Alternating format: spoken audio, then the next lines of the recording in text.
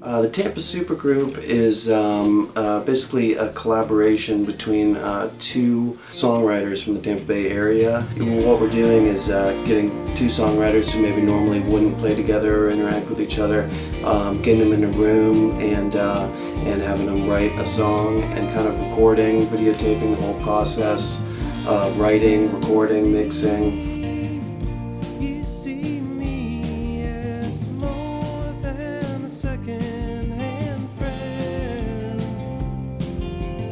The project was an idea that Dan and Jordan came up with in efforts to bring artists in the Tampa and St. Pete area together and create, and also bring a little more info and exposure to the songwriting process, and just try and help promote people. And I think we all think that there's a very special movement going on here musically, and that the world kind of needs to hear about it. So this was kind of a way that we tried to get people to hear about it and show, what people can do when they come together and try. And yeah, I think that's a pretty good capture of what it is. So the rule typically is to only write in the room rather than. Have you ever done co-writing before? No. Okay. You come in with nothing. Okay. Although we always have something, right? Right.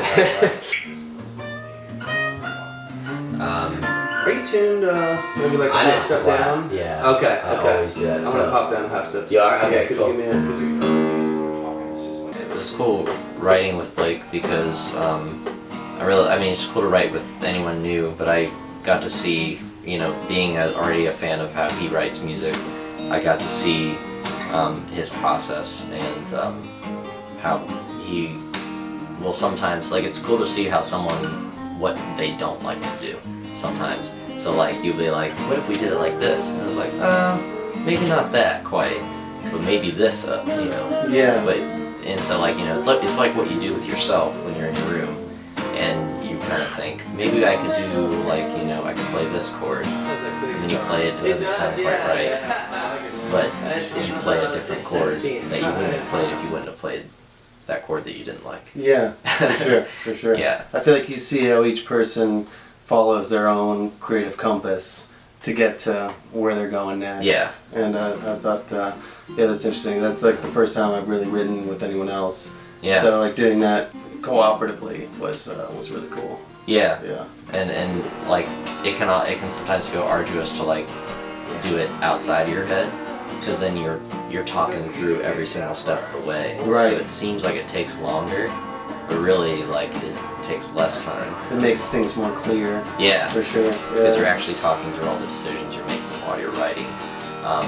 So that was cool to do. It's cool that we have video of all that too, and recordings of that entire process. You know what I mean? Just kind of hold it out if we wanted to. Yeah. That's an option. I'm trying to think of how to do that. Yeah.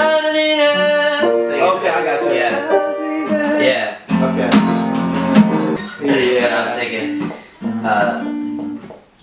but if you tell me to come in, should I take my shoes off? It's just a lot of. Yeah, syllables, Yeah. It's double. Off different rhymes. Sometimes I'll just be like, all right, we'll run for with this and write a bunch of them out. And Yeah. Okay, and try to go from that, I'm kind of thinking as far as when you ask me, it'd be like, when you're asking me to go do something with you, you know what I mean? And the nervousness of that, so I'm trying to go off what is she asking to do, or whether she had a date, obviously, but not trying to. What was the one you were saying? It was pretty much the first two lines are a rip off of Long Black Veil by the band. Okay. Yeah, so 3, 4.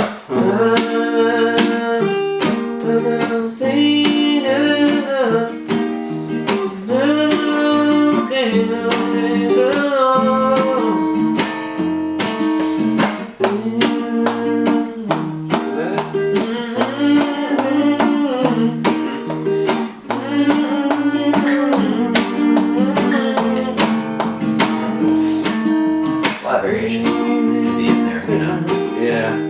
But those are kind of the phrasings.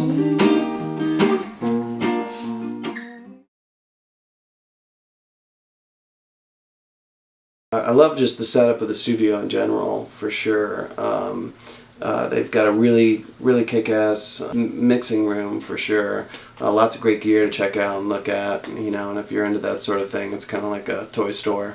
And Dan's really knowledgeable, and he'll definitely, you know, walk you through and explain different components and gear from the 60s and earlier sometimes. So yeah, the studio itself was just really cool, and the indoor pool is just can't be beat. It's probably one of my favorite songs that we have produced here, and honestly, I just really dig the song. It just sounds great. The songwriting is great, and even just the story behind it, where the only two people who knew the song prior to walking in, or even had any resemblance of knowing what the song was, were Jordan and Blake. Then you had, you know, Ben, Vince, Zach, and none of them knew a single thing about the song. Like Vince that day was told, "You're playing lead guitar on this," and I guess Vince hadn't been playing guitar a whole lot recently. So. Yeah, I'm absolutely thrilled with how everything ended up. Songwriting is amazing. Production was great and really allowed us to use our brains and to get creative and try a lot of things out that we've always wanted to try.